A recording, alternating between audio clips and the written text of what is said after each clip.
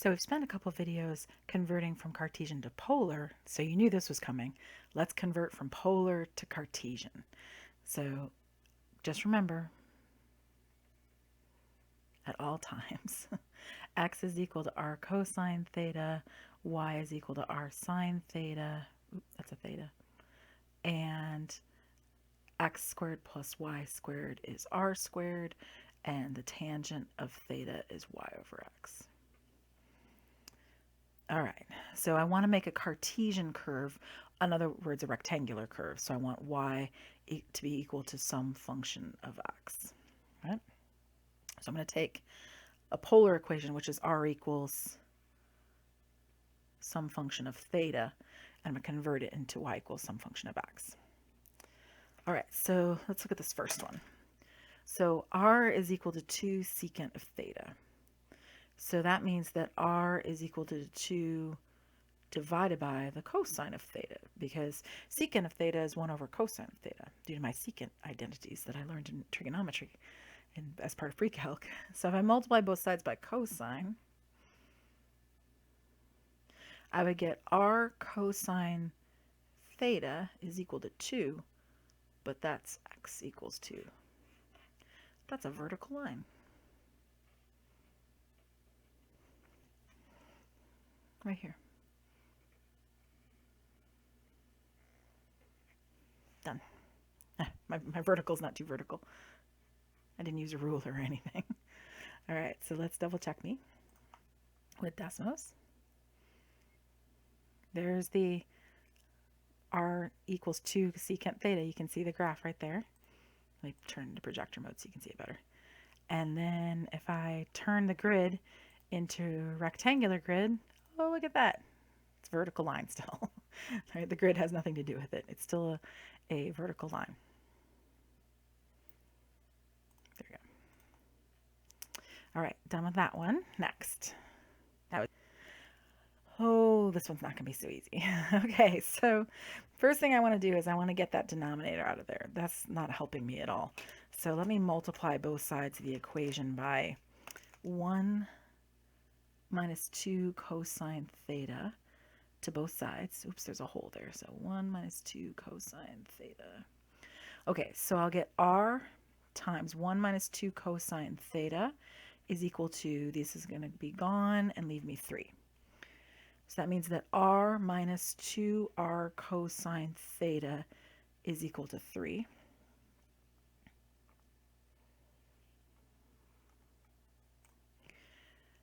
I don't know if you're thinking what I'm thinking, but I'm thinking that's x right there. So I could say r minus 2x equals 3. So r equals 2x plus 3. Now this hasn't really helped me because I haven't fully converted it yet. I've got the x, but I still have this r in here. So I'm going to use a little trick. What else do I know about r? I know that if I square r squared is equal to x squared plus y squared. So if I square this side, I would have to square this side. And I would have r squared is equal to x squared plus y squared by definition. But that's equal to 2x plus 3 squared, which is 4x squared plus 12x plus 9. Sneaky, huh? R squared is equal to this, but R squared was also equal to this. So those two sides are equal to each other. All right, so I'm going to take the most useful pieces of it out. So what I really want is this part right here and this part right here. So x squared plus y squared equals 4x squared plus 12x plus 9. That means that y squared is equal to 3x squared plus 12x plus 9. That's an equation that I can deal with, right? The trouble is that y is squared. I mean, when we think about how we want these functions, we want them to just be y. And you don't really want to do a square root of this. This doesn't really quite work that way. It's not really a function that way, right? So when x is squared and y is squared, that's going to be like a conic section. All right, so we can do this. Here's what we're going to do. Just mathematically, I don't want that 3 in front of there. I'm going to complete the square is what I'm going to do. So let me kind of rearrange this just a little bit. I could say 3, oh, let me just divide everything by 3. Because I noticed all 3 of those are divisible by 3. So that would leave me y squared divided by 3 is equal to x squared plus 4x plus 3. That's mighty close to a complete square, but it's not there yet. All right, so let me go even further and say 0 is equal to x squared plus 4x plus 3. I'll leave myself a little blank in there. And then minus y squared over 3. Now, why did I leave myself a blank? Well, because I want to complete the square. So I'm going to take 4, I'm going to divide it in 2. 4 divided by 2 is 2. So I'm going to add a 2 squared. But then I have to, if I add a 2 squared here, I have to add it either on the other side or I have to subtract it away immediately. So let's see here. I'll subtract it right here. So I'll add a 2 squared and I'll subtract a 2 squared.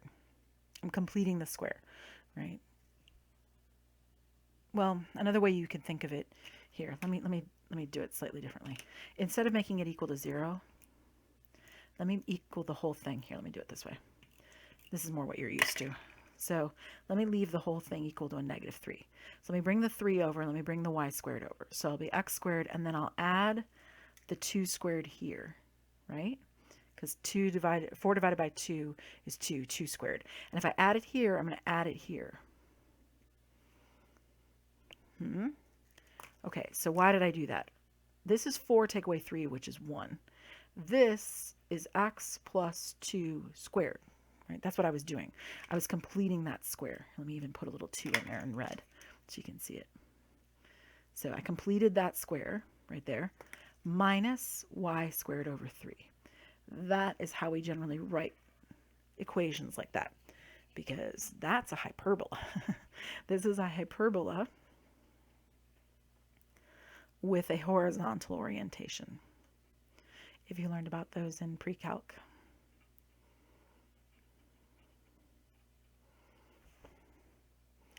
So it's a little tricky. Let's go back over it really quickly. So I multiplied, right, to get the 3 by itself. I distributed and then distributed the r and then made r cosine theta equal to x. I brought the 2x over and I squared both sides.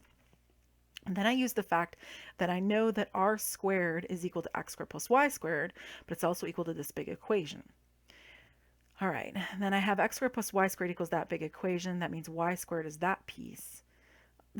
Then I divided by 3 because I didn't like that 3 in front of there, and I knew I had to complete the square, and so we wanted a to be 1. So I divided by 3, which left me y squared over 3. Then I have x squared plus 4x plus 3. So I brought the 3 over, I brought the y squared over, and then I completed the square on this piece right here. So I completed the square to make this piece to make x plus 2 squared, and that's a hyperbola. It's a horizontal orientation, with center, I'll just put it here, with center -2, comma 0. Because there's nothing there with the y. So it's -2 for that piece and 0. And I can show it to you on Desmos.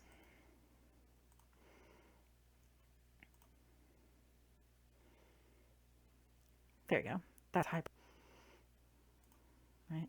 It looks sort of like parabolas, sort of like an hourglass shape. They're not parabolas. It's a hyperbola. So it's one of the conic sections. And the rectangular graph looks like that. And for the rectangular graph, sure enough, I did x plus 2 squared over 1 minus y squared over 3 equals 1, and that is that graph. And the center is right there at that point, -2, 0. That's the center of the hyperbola. So let me draw it on my paper really quickly. So -2, 0, so that's -3, that's -2. It looks like it goes through 3 and 1, so it's going to go through here. This is not going to be a precise graph. It makes kind of like an hourglass shape. And it goes through -3. And they are mirror image, so you try to draw the mirror image.